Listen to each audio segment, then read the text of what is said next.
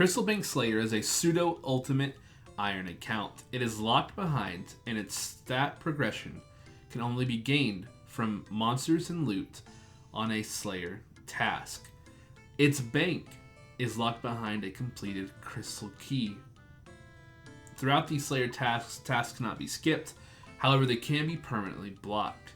There is one tiny exception for skipping tasks, and that is for infeasible boss tasks later on in the series. Hopefully those can be limited as they appear. Now, clue scrolls can be attempted from Slayer tasks, but they will be dropped if they cannot be completed. Another exception that I need to tell you about is the Arceus spellbook. It will be unlocked from the beginning because Ensouled Heads will be the primary way for me to train prayer. Now, I cannot use shops or NPCs to buy or sell items. The only exception is for when I do gym unlocks, which I'll go over in just a moment. However, I do want to make a quick note about this. This does not mean that I cannot use these NPCs or shops for their services. Now, what that means is that I can take woods to get them cut up into planks at the sawmill, and I can also have a tanner tan the hides that I get for crafting. There are a select skills that I will not be able to train unless I'm using it for one of the tier upgrades, which includes agility, thieving, hunter, mining, fishing, or woodcutting. Whenever I created this account, I wanted to make sure that I only did things or only set up unlocks that would progress Slayer content, progress the account in a natural way, the next level to take the account. And so here's what I had to do. Now, these starting items that I have up on the screen, I had to add these to the account, whether it's in the inventory, in the Tool Leprechaun, or in the bank, because I cannot get them through Slayer drops, and they are necessary for me to train certain skills, but also make certain jewelry, which are vitally important to upgrading my account. You will see things like the jewelry molds. I have locked those behind my first crystal key. However, things like the candle and tinderbox and the rope and the spade, those are not accessible anywhere else. And if I come to a Slayer task that requires me, let's say, going to the underground swamp area in Lumbridge, I cannot go in and do my tasks there unless I have a light source. Task cycle looks like this. The first thing I'll do is get a new Slayer task. I will do the task and collect loot. While I'm using or getting the loot, I will use it to advance my account, to progress. For example, if I were to get some planks, I would use those for construction or whatever means I need to. And then before I do my next task, before I go and get it assigned, I have a one-click deposit box option. When I do that, I can deposit whatever items I need to. Maybe let's say I get some Renard herbs, and I can't clean them yet, but I want to use them later. I can deposit all those Renards into the bank and save them for later use. Then once I do that, I can move on to my next task and continue on. The unlocks are going to be vitally important to account progression. First, the most obvious one, the one I mentioned earlier, was the crystal key. Now we'll go over some outlooks of this account in just a moment after I finish up the unlocks, but don't worry, the crystal keys should not be too rare, but I do know that it's all up to RNG, so let's just hope and pray that that doesn't happen where I go on an incredible dry streak and never get to access my bank. There are a few quests that I'm going to unlock and be able to do once I meet a certain level of requirements. First is Druidic Ritual, which I can unlock Herblore with if I can get these following items from tasks. This means that I will have to get a bear task, a rat task, a cow task, and a bird task in order to complete that quest. Lost City, which unlocks Daenerys, as well as another Slayer Master, will be important. So I will have to get a knife from a drop. I will have to get a woodcutting axe of some kind, as well as I'll have to level up my crafting to 31 before I can complete the task to unlock that next Slayer Master and the area of Daenerys. Priest in Peril is the third quest I'm going to unlock by collecting items. I need to get 50 pure or even just regular rune essence, as well as a bucket. Now below you're going to see that there are a little more bigger tier upgrades. These are going to be based on gems I get from the Rare Drop Table. In fact, I kind of toyed around with naming this account Rare Drop Table Man for a while, but Crystal Bank Slayer just sounded a little cooler. So once I get 100 uncut sapphires, I'm going to be able to do what's called the Dragons in Dagannoth unlock. This will unlock the 2 quests that I need to unlock Dragons to Slayer tasks, as well as Dagannoth. Of course, by doing this, I will also unlock things like Dragon Plate Bodies and Holy Books that I can begin to collect the pages for. In order to complete this task, though, even though if I get 100 sapphires in the bank, I have to still get level 8 crafting. So there will be some requirements I have to meet before I can begin the quest.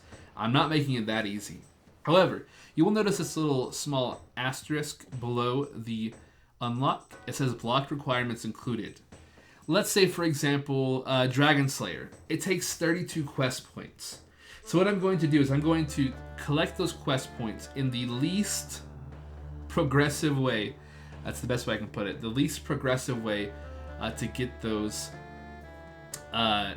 requirements I need for that quest. Same with every quest on the rest of these unlocks. If it requires certain skills that I wouldn't otherwise be able to train, I will train it in the least, not least efficient, but least progressive. I won't keep any items, like for example, if I have to train thieving, I will not keep the money or whatever I steal.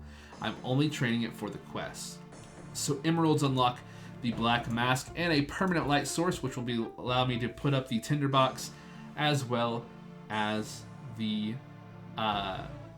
candle. The rubies will allow me to unlock God Wars Dungeon and the Troll Telly. And 100 diamonds will allow me to unlock what's called the Quality of Life. That should be late game content for me at a point where these things would have been a lot more helpful earlier on, but we'll just kind of polish up the in-game area of my account. This will unlock the accumulator. This will unlock the gem bag for me. It will also allow me to buy store-only construction items. These include things like the golden leaves and marble blocks, things that I need to build certain quality of life equipment in my player-owned house. So I do want to move on to some things I took into consideration when building this account. There are 2 main things I wanted to look at. Number 1, I wanted to make sure that I had upfront and clear exceptions, as well as not have to make any going forward. So I tried to be as clear as possible in the rules I just showed you, as well as the unlocks. Then, the next thing that I wanted to do is I wanted to take a look at what would be the projected loot for my account. Would I even get enough crystal banks to warrant this crazy idea of an account that I could actually access my bank and it could actually be a interesting game mechanic that could affect the way I play? And would I be able to get the gemstones I need in order to unlock these upgrades? So the first thing you're going to notice is the ensouled heads on the second row and a little bit on the third row. These are going to be really important to early game prayer. I want to get overheads unlocked as quick as possible, especially since I need to preserve food. Now, in addition to this, we have all these herbs here, and the gems right there somewhere in the middle you can see. Notice that for this account, rubies were higher up on the drop, as well as sapphires, clearly the most common. I do understand that RNG will come into play here. It's even possible, although very unlikely, that I will get 100 diamonds before I get something like 100 sapphires or emeralds. So I am excited for the possibility of how this could actually change up the way I intend to play the game, and how it could change the course of how my account's going to be played. Now, the most important thing. Look at those keys towards the bottom. Those keys are going to be very important for me. It looks like with the 5 completed and the 77 potential completed keys on the right, that is 82 times to access the bank over the course. of this account. I hope it will not be a dry spell. I was a little worried when I first saw Reddit. I saw a lot of people saying as an Iron Man that they had not got a fully completed key by a certain level, and I was really worried.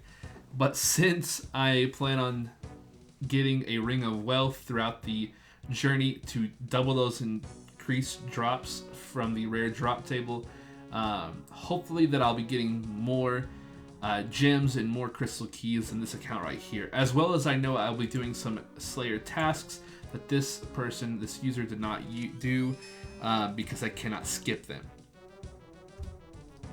So I highly encourage you, if you want to learn more about the Crystal Bank Slayer, to watch my Twitch stream. I will record all my progress there and do my best to try to update YouTube with progress videos as I progress throughout the